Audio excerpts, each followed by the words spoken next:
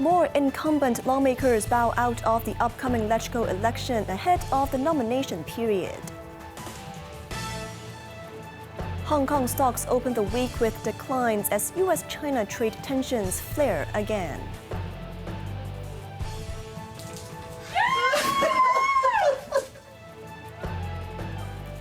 And as part of the Gaza truce, Hamas hands over all 20 living hostages to Israel in exchange for nearly 2,000 Palestinian prisoners.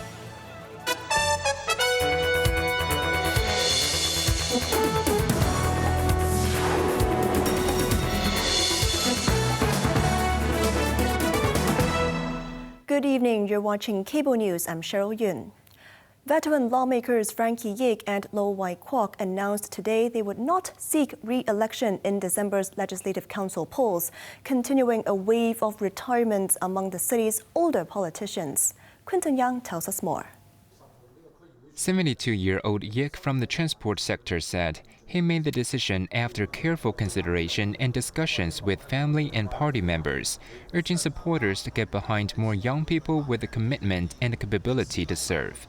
Meanwhile, 71-year-old Lo also said he decided not to run again to support a generational shift and encourage more youth representation in the council. Their departure means more than half of LegCo's 12 lawmakers in their 70s have now announced their retirement ahead of the election, including Council President Andrew Leung and Executive Councillors Tommy Chun, Ma Fung Kwok, and Jeffrey Lam. Other senior figures, such as Regina Ip, Michael Tian, and Lai Tong Kwok, have yet to announce their plans.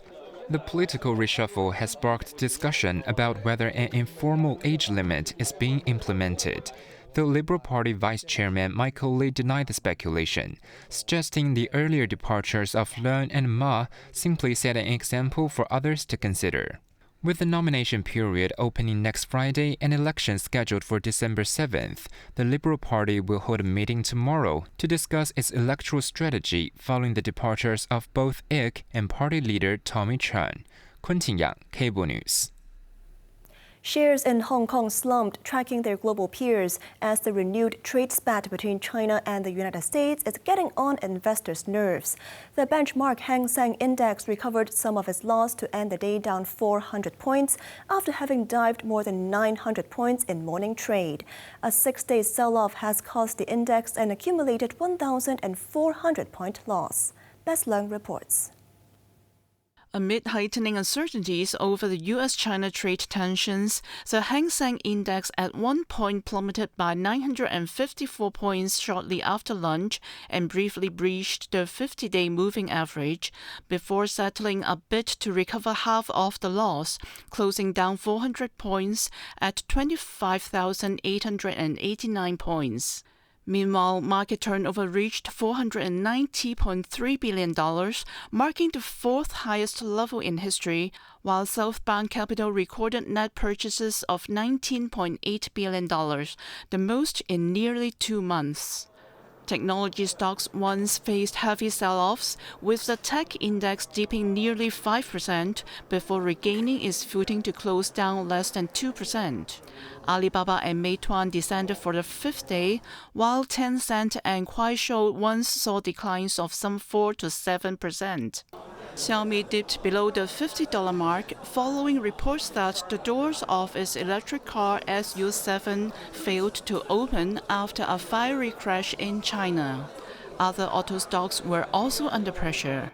Fearing that biotech firms may become the victims of escalating U.S.-China trade spat, stocks in the sector struggled, with Wuxi AppTech became the worst-performing blue chip. Bess Leung, Cable News. After threatening to impose an additional 100% tariffs on China and triggering a global market sell-off, U.S. President Donald Trump appeared to have taken a softer stance towards Beijing, saying the U.S. wants to help China, not hurt it. Quinton Yang reports.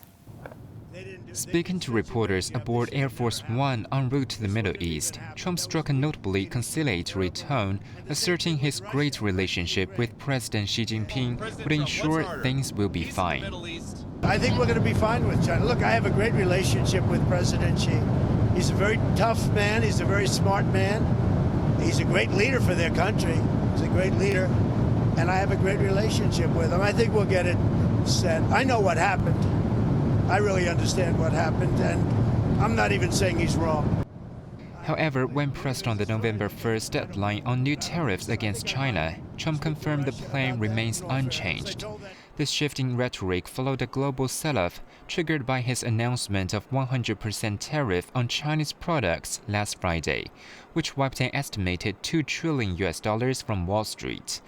Writing on his social media to reassure investors, Trump said neither him nor Xi wants depression for China, and the USA wants to help China, not hurt it.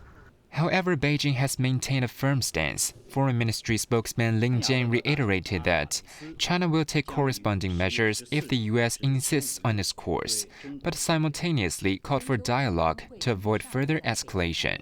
Diplomatic channels may offer a path forward as the two leaders are expected to meet on the sidelines of the APEC summit in South Korea later this month, according to the U.S. trade representative, although Trump has threatened to cancel the meeting. Quentin Yang, Cable News.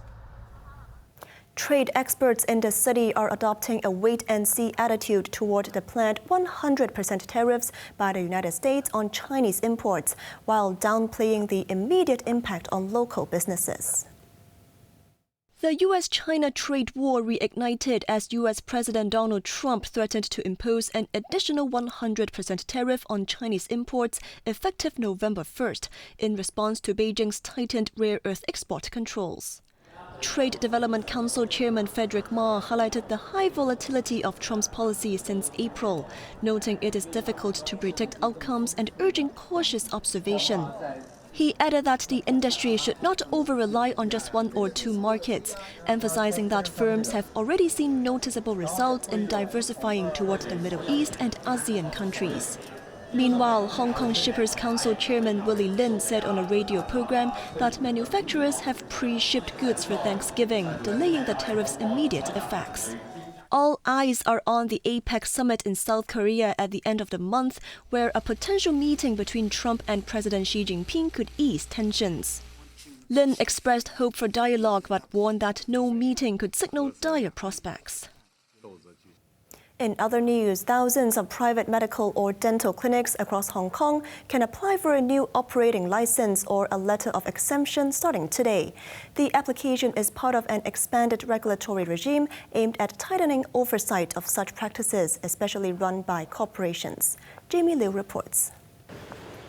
Health officials said some medical groups are operated by non-medical professionals and may lack adequate healthcare knowledge, and the new rules mainly aim to regulate clinics run by large corporations to better protect patients. The changes fall under an expanded regulatory regime in the Private Healthcare Facilities Ordinance, which defines clinics as premises where medical services are provided to patients without overnight stays. These clinics also cannot perform hospital-only procedures such as anesthesia and surgery. Clinics that opened after November 30th, 2018 can apply for a full license that will be valid for 5 years. Once documents are submitted, approval typically takes around 15 working days. For those already in operation on or before the 2018 date, they can apply for a provisional license by April 13th next year. This transitional arrangement will allow them to have more time to make changes to meet licensing requirements. The Department of Health said an existing statutory committee will handle and investigate complaints about licensed clinics, with penalties ranging from warnings to license revocations depending on the severity. Authorities said there are about 5,000 clinics in the city. Around 70% of them are eligible for a letter of exemption from licensing because they are operated exclusively by registered doctors or dentists. Jamie Liu, Cable News. Marking a major step in the peace deal between Israel and Hamas, all 20 living hostages have been freed after 2 years of captivity in Gaza. In accordance with the ceasefire agreement, Israel has returned nearly 2,000 Palestinian prisoners to the West Bank. Jamie Liu shares more. Emotional scenes unfolded as the released hostages, including Ethan Moore and Guy Gilboa Delau, reunited with their loved ones in Israel as they underwent health checks at hospital. The hostages were released in 2 groups, 7 in the first and the remaining 13 in the second, initially picked up by Red Cross vehicles in Gaza before being handed over to the Israeli military. Cheers erupted as the military convoy carrying hostages drove past on the way to the rare military base in southern Israel. The aunt of a hostage burst into tears of joy as she heard that her nephew would be freed. Friends and family celebrated with dancing and singing. Meanwhile, the buses believed to be carrying Palestinian prisoners were captured arriving in Ramallah of West Bank.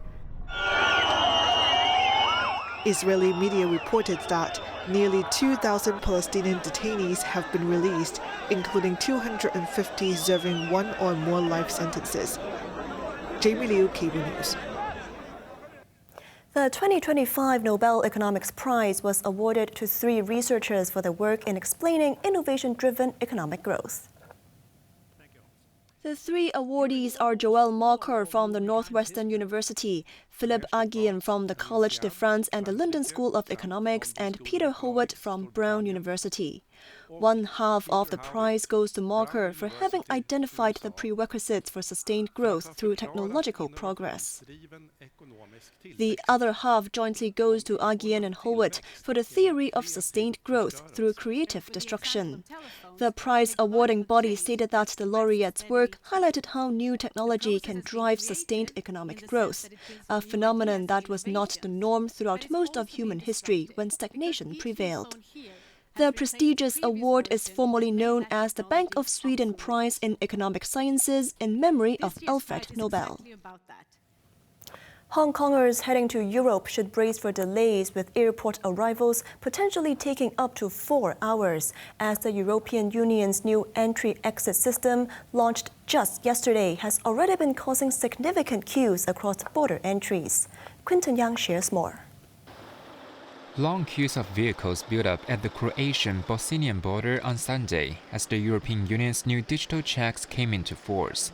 Frustrated travelers were seen stepping out of their cars, waiting to register fingerprints in the facial scans, new mandatory procedures that have replaced traditional passport stamps. Similar scenes are expected at major European airports. At Italy's Rome Fiumicino Airport, non-EU passengers are directed to self-service kiosks to finish registration. The inconvenience was caused as the EU began phasing in a new digital border system, which requires non-EU nationals, including those from visa waiver regions like Hong Kong, to provide biometric data, including a facial image and fingerprints, for travelers aged 12 and above, upon their first entry into the Schengen area.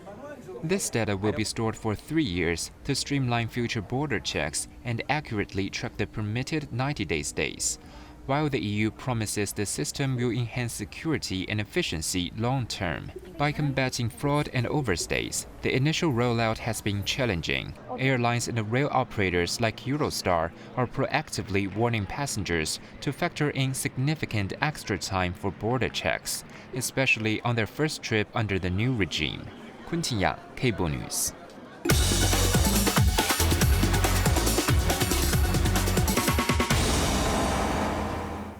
China's external trade performance in September exceeded expectations, with exports rising 8.3% year-on-year, rebounding from a 6-month low in August. The General Administration of Customs said China's trade remained resilient despite tariffs imposed by certain countries. China's exports jumped 8.3% in September year-on-year in US dollar terms, marking the 7th consecutive month of gains. This growth rate, up 3.9 percentage points from August 4.4%, was the highest in 6 months and surpassed expectations of a 6.6% increase. Imports also saw strong growth, climbing 7.4% year-on-year, a significant jump from August 1.3% and well above the forecasted 1.8%. Meanwhile, shipments to the 10-nation Southeast Asian trading bloc grew almost 16%. While the growth rate slowed down from August 22%, the bloc remained China's largest trading partner in the month. Exports to the European Union rose by more than 14%, the most in over 3 years, and those to the U.S. dropped by 27%. Wang Jun, Deputy Director of China's General Administration of Customs, noted that the external environment remains complex, with growing uncertainties and trade challenges. Combined with a high base from last year, stabilizing trade this quarter will demand significant effort. Despite pressures from unilateralism and protectionism, Wang stressed that China's economy remains robust, with strong resilience and vast potential. The country's massive market and comprehensive industrial system provide a solid foundation for stable trade growth in the coming months, he said. On to the weather now. Mainly cloudy with 1 or 2 showers, hot with sunny periods during the day. The temperatures will range between 27 and 32 degrees. That's our news tonight. I'm Cheryl Yun. Thanks for watching. Good night.